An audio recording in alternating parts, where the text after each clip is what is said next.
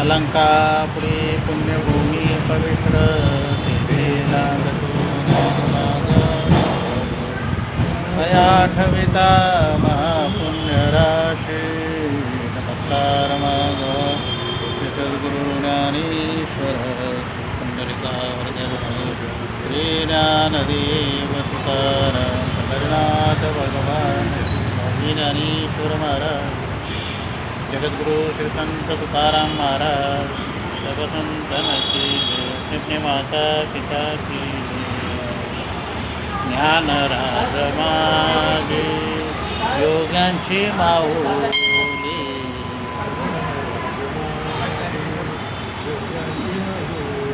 जेणे निगम बल्ले प्रगट केली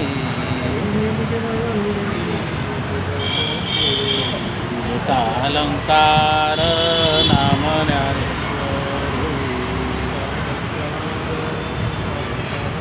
ब्रह्मानंद लहरी प्रगट केली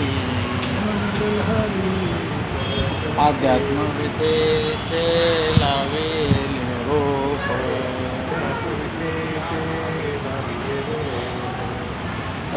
चैतन्याचा दीप उजळीला 56 भाषेचा केला से गौरव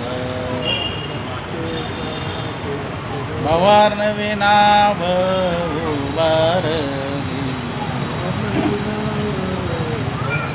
श्रवणाक्षणी से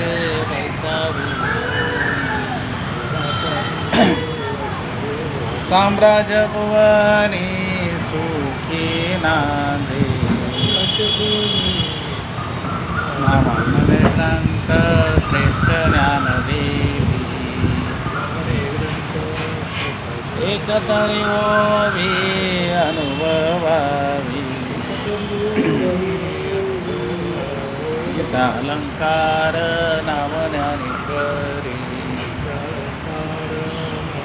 ब्रह्मानंदला रे प्रगट केली आजचा तिसरा अध्यायामधला 26वा श्लोक आहे.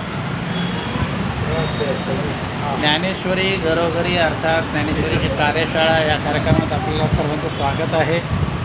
आजचा जो श्लोक आहे तो मी पुढे म्हणतो, आपण मागे म्हणायचा नेहमीप्रमाणे. न बुद्धी भेदे जनयत ज्ञान कर्मसंगिना म्हणा.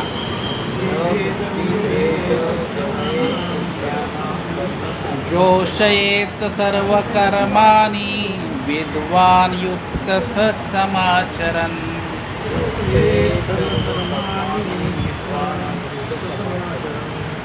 परत एकदा पूर्ण म्हणतो, माझ्या मागून म्हणा. न बुद्धी भेदे जनयत ज्ञानक कर्मसंगिनाम जोषयेत सर्व कर्माणि विद्वान युक्त समाचरम्.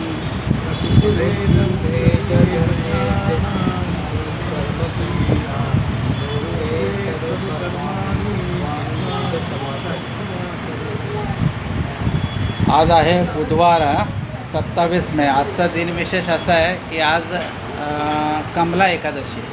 आपलं दुसरं नाव आहे पद्मिनी एकादशी पण म्हणतात.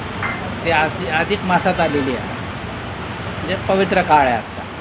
ओम नमो भगवते वासुदेवाय हा जर का मंत्र आपण जपला आजच्या दिवशी तर त्याचं जास्त फल बुद्धी आज मिळणार आहे. त्याच्यानंतर आजच्याच दिवशी 27 मे 1964 साली भारताचे पहिले पंतप्रधान जवाहरलाल नेहरू यांचं निधन झालं आजच्या दिवशी. त्याच्यानंतर तारापूर मत्स्यालय 1951 साली मुंबईला स्थापन झालं. त्याच्यानंतर आता भारताचे विद्यमान कॅबिनेट मंत्री नितीन गडकरी यांचा जन्मदिवस. तर असं हे दिन विशेष आहे. आणि आजच्या या श्लोकामध्ये भगवंत असं म्हणतात की ज्ञानी पुरुषाने जे अज्ञानी पुरुष कर्म करतायत त्यांच्या मनामध्ये भेद नाही निर्माण करायचा. म्हणजे त्यांना लगेच सांगायचं नाही की तुम्ही निष्काम कर्म करा म्हणून. म्हणजे ते काय म्हणतील, कारण त्यांना एवढं ज्ञान नसतं. आता आपण कर्म करणार, तर कर्म केल्यामध्ये आपल्याला काही मिळणारच नाही, तर आपण कशाला कर्म करायचं. म्हणजे त्यांच्या बुद्धीमध्ये भेद तयार होऊ शकतो. म्हणून ज्ञानी पुरुषांनी काय करायचं आहे, जे सकाम पुरुष करतात कर्म तसंच करायचं आहे. फक्त फलाची अपेक्षा नाही ठेवायची. हे त्यांना वाटलं पाहिजे की अरे हे पण असंच करतायत म्हणून. आणि कसं आहे माहिती आहे का, सकाम कर्म करता करता मनुष्य निष्काम होतो. त्याने सकामतेला सुरुवातच नाही केली तर तो निष्कामापर्यंत पोहोचणारच नाही. आणि कुठलंही कर्म हे लगेच काही जमत नाही.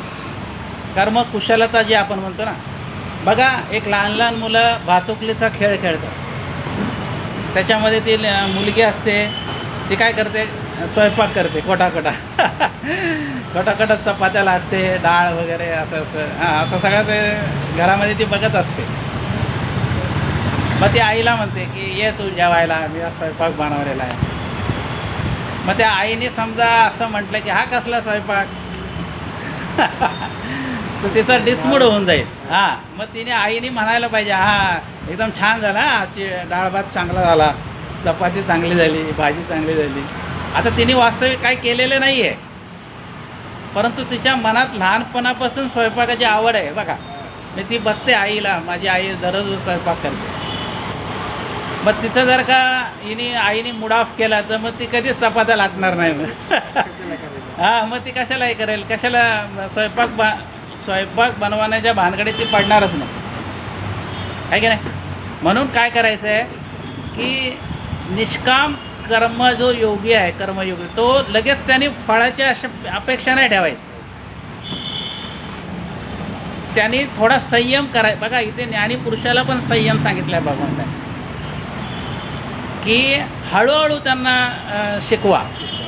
एकदम तुम्ही निष्कामते, म्हणजे कसं आहे माहिती आहे का, डॉक्टरसुद्धा आजारी पडला की तो डायरेक्ट डोस देतो का, नाही देत, हळूहळू डोस देतो. औषधाचा जो मारा असतो तो हळूहळू असतो, कारण त्याने त्या बॉडीला सहन केलं पाहिजे ते.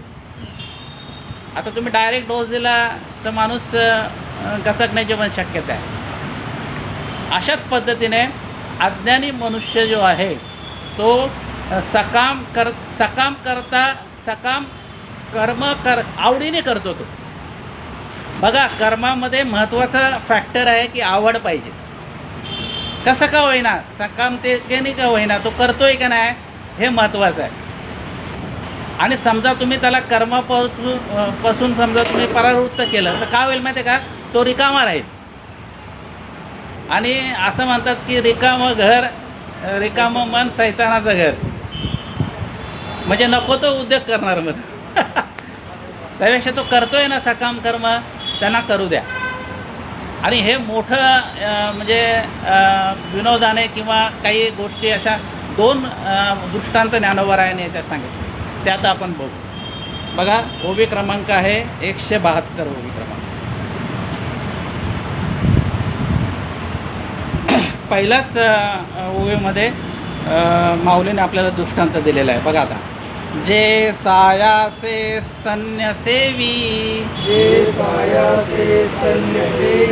ते पक्वान केवी जेवी, मनोनी बालका जैसे नेदावी धनुर्धरा.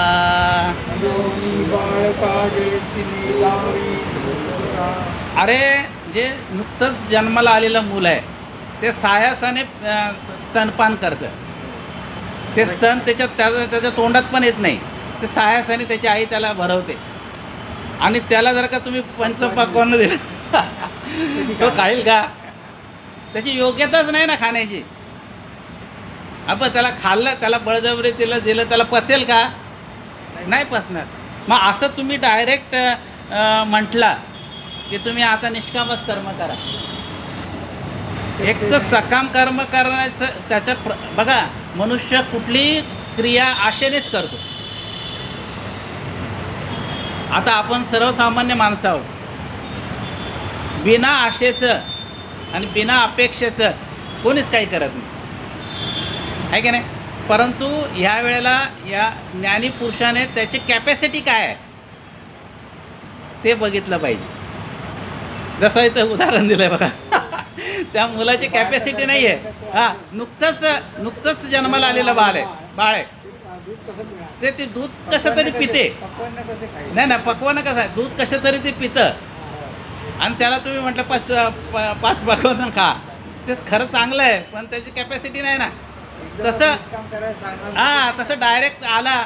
आता समजा बघा पाटील साहेब आपल्याला गीता काय शिकवते, निष्काम कर्म शिकवते. आता आपण गीता शिकलो निष्काम कर्म का म्हणजे आता भगवंताने आपल्याला निष्काम कर्म करायला शिकवलेलं आहे आणि आपण एखाद्याला पहिलेच गीताचा अध्याय शिकवायला सुरुवात केली, धर्मक्षेत्र कुरुक्षेत्र आणि त्याला पहिल्याच दिवशी सांगितलं की निष्काम कर्म करायचा, कुठली अपेक्षा करायची नाही. तर त्याला अजून काहीच माहिती नाही ABCD कर्माची आणि त्याला तुम्ही डायरेक्ट म्हणता की निष्काम कर्म कर, तर त्याला पचणार कसं? पचणार आहे का? कारण ज्ञान हे पचत नाही आहे महाराज. बघा मोरे साहेब पहिल्याच वेळेला म्हटलं की हे काही पटत नाही काही गोष्टी ते ज्ञान हे पटत नाही, ते पचवावं लागतं, त्याला अभ्यास करावा लागतो, त्याला वेळ द्यावा लागतो, तेव्हा ते पटतं, आहे की नाही. पुढे बघा, तैसे कर्मी जया अयोग्यता तया प्रते नैष्कर्मता न प्रगटावी खेळता अधिकरुणी. अरे जे कर्म करण्यात अयोग्य आहेत त्यांना डायरेक्ट निष्काम कर्म करायला सांगितलं. तर असं करणं बघा माऊलींनी पुढे काय म्हटलं आहे, न प्रगटावी खेळता आधी करुणी. न प्रगटावी खेळता म्हणजे मस्करीत पण त्याला सांगायचं नाही की तू निष्काम कर्म कर म्हणून. सुरुवातीलाच तो तुमच्या सान्निध्यात आलेला आहे तर हळूहळू ढाळे त्याला थोडी गोडी निर्माण झाली का मग त्याला त्याबद्दलचं ज्ञान द्यायचं. डायरेक्ट पहिल्याच याला आलं आणि त्याला ते ज्ञान दिलं तर तो सहन नाही करू शकत. त्याच्यापेक्षा काय होणार आहे, मग तो बोलेला अरे यांच्यामध्ये न आलेलं बरं बघा आता वारकरी संप्रदायामध्ये ना म्हणजे माझाचा अनुभव आहे मला सांगतो की तिथे कसं असतं माहिती आहे का. आता तुम्हाला भजन म्हणायचं आहे तर तुम्हाला पाटील साहेब टाळ वाजवता आला पाहिजे, तुम्हाला समेचा ज्ञान पाहिजे, तुम्हाला थोडं पाठांतर पाहिजे. पण आता तुम्ही समजा बालेराव तुम्ही गेले भजनामध्ये पहिल्यांदाच गेले तिथे आणि तुम्हाला आता टाळ वाजवता येत नाही तर आपण आपल्या पद्धतीने टाळ वाजवणार तर ते तुम्हाला लगेच ओरडणार हे वाजवू नको. पण त्याने असं नाही म्हणणार ते की नाही असं वाजवा, ते बरोबर नाही तुम्ही वाजवा, तुम्ही हळूहळू वाजवा म्हणजे डिस्टर्ब नाही होणार. किंवा आपण पण त्याचं थोडं परीक्षण केलं पाहिजे की हे कसे वाजवतात, काय म्हणतात, कसे वाजवतात, हां त्याचं आपण निरीक्षण केलं पाहिजे. अशी पण त्याच्यामध्ये गोष्ट आहे. पुढचं बघा, ते सत्क्रियाची लावावी तेची एकी प्रशंसावी निष्कर्म ही दावावी आचरोनी. मग त्यावेळेला त्या ज्ञानीपुरुषाने त्याला सत्कर्म दाखवावा, म्हणजे सन्मार्ग दाखवावा आणि त्याला आचरण करून दाखवायचं. हे अशा पद्धतीने कर्माचं आचरण करायचं. मग तो काय करतो, निष्कर्म माझे गुरुजी कसे करतात, गुरुजी सेवाभाव असे करतात की त्याच्यातून त्यांना काहीच अपेक्षा नाही आहे. पण त्यांचं बघून त्याच्या मनात थोडा भाव आपोआप तयार व्हायला लागतो. एकदम सुरुवातीला तो भाव तयार होत नाही, परंतु नंतर हळूहळू आणि तेवढं त्या ज्ञानी माणसाने पण त्याचं सहन केलं पाहिजे. काय होतं माहिती आहे का, ज्याला स्वर ताल कळतो ना त्याला भेसूर आवाज सहन होत नाही. समजा तुम्ही गायला आले आणि समजा यांना कळतं सगळं गाण्यामध्ये तर त्यांना ते खटकतं, म्हणजे त्यांचे कान ऐकू देत नाही ते मग ते काय म्हणणार, चुप बस. मग त्यांनी पण समजायला पाहिजे ना, हे पहिल्यांदाच म्हणतायत, शिकतील हळूहळू हळूहळू होईल. तर डायरेक्ट तुमची अपेक्षा करणं पण हे काय बरोबर नाही, चूक आहे. पुढे बघा, तया लोकसंग्रहा लागे वर्तता कर्मसंगे तो कर्मबंधू अंगी वाजेल ना. लोकसंग्रहासाठी अशा प्रकारचे कर्म करावे लागतात, स्वतः त्याच्यामध्ये उतरावं लागतं. बघा, ज्ञानी पुरुषाचं काय होतं आहे, त्याचे सर्व इच्छा पूर्ण झालेल्या असतात, त्याला कुठलेही कर्म करण्याची गरज नसते, परंतु तरी तो कर्म करत राहतो. बघा, अशी माणसाची स्टेज येते ना, अभ्यास करता करता करता करता. आता समजा पाटील साहेब तर गीता वगैरे पाठ, मग त्यांना आता काय गीतेची पुस्तकाची गरज नाही, डायरेक्ट म्हटलं 12 अध्याय 15 अध्याय ते लोक म्हणतात. का म्हणतात? कारण त्यांनी तसं त्याचं अध्ययन केलेलं आहे. आणि हे एका दिवसाची गोष्ट आहे का? एका दिवसाची गोष्ट नाही आहे. कुठल्याही गोष्ट सतत जेव्हा तुम्ही एखाद्या गोष्टीचा पाठपुरावा करता, तेव्हा तुम्हाला ते आत्मसात व्हायला सुरुवात होते.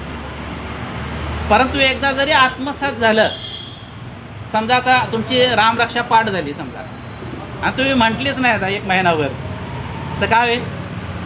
विसरून जाणार ना ते. मग तुम्हाला पुस्तकाचाच आधार घ्यावा लागेल. जे तुम्ही पाठांतर केलेलं आहे ते तुम्ही दररोज त्याचा सराव केला पाहिजे. जरी पाठ आहे म्हणून सोडून नाही जायचं. म्हणून ज्ञानी जे लोक आहेत त्यांनी कर्म सदैव तत्पर पाहिजे करण्यामध्ये. मग त्याची भक्ती बघून जो साधक आलेला असतो त्यालाही असं वाटतं की माझे गुरु बघा, एवढं परमेश्वराची एवढ्या वयात ते दररोज त्यांचा नित्यनेम आहे, ते त्यांचं चालूच आहे. हे बघून तो काय करतो? तोही करायला लागतो हळूहळू हळूहळू. पुढे बघा, आता परत एकदा ज्ञानोबरायांनी दृष्टांत दिलेला आहे 176 क्रमांकाचा उभी. जैसे बहुरूपियाची राव राणी, स्त्री पुरुष भाव नाही मनी, परे लोक संपादने तैसेचे करते.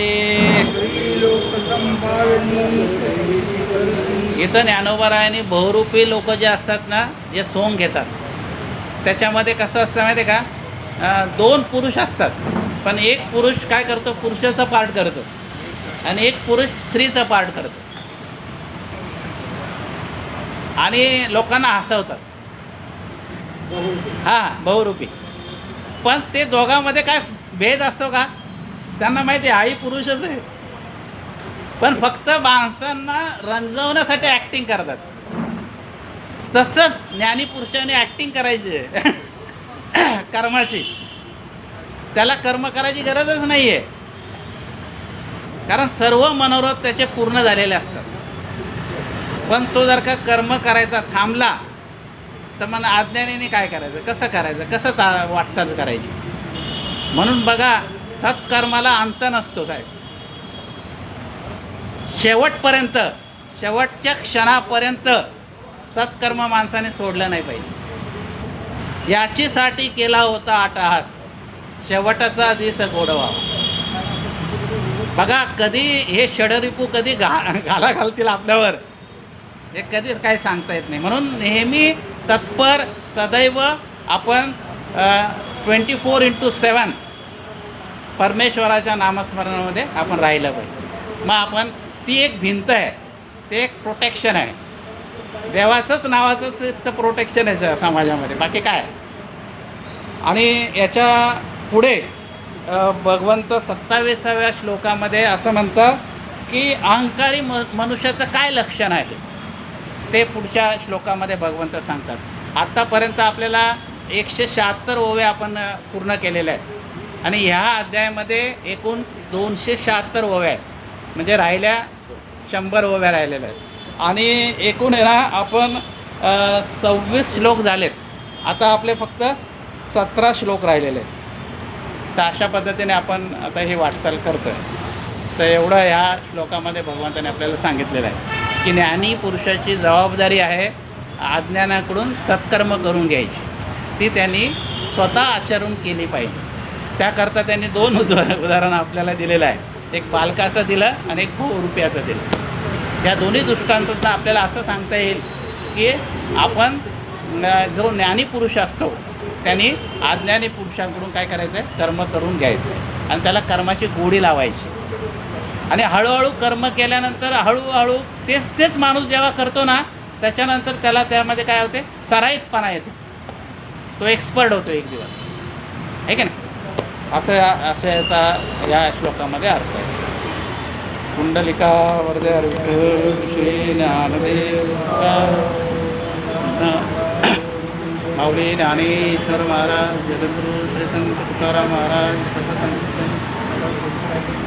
आता विश्वात्मके देवे येणे वाग्यज्ञ कोशावे, दोषोनी मद द्यावे पसाय दान हे, जे खळांची व्यंकटी सांडो तया सत्कर्मरती वाढो, भूता परस्परे पडो मैत्र जीवाचे, दुरिताचे तिमिर धावो, विश्वसधर्म सूर्य पाहो, जो जे वांछिल तो ते लाहो, प्राणिदात वसत सकळ मंगळी, ईश्वरनिष्ठांची मांदियाळी, अनवरत भूमंडळी भेट दुधा, चला कल्पतरूचे आरव, चेतना चिंतामणीचे गाव, बोलते जे अर्णव पियुषांचे, चंद्रमे जे अलांछन, मार्तंड जे तापैन, ते सर्वाई सदा सज्जन सोयरे होतो, किंबहुना सर्वसुखी पूर्ण होणे ते लोकी, भजते दो आदिपुरुषी अखंडित, आणि ग्रंथोपिजिये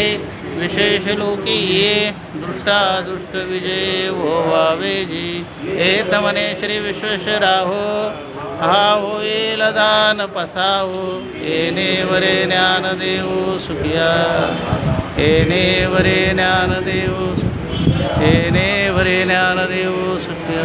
हरि ओम शांती.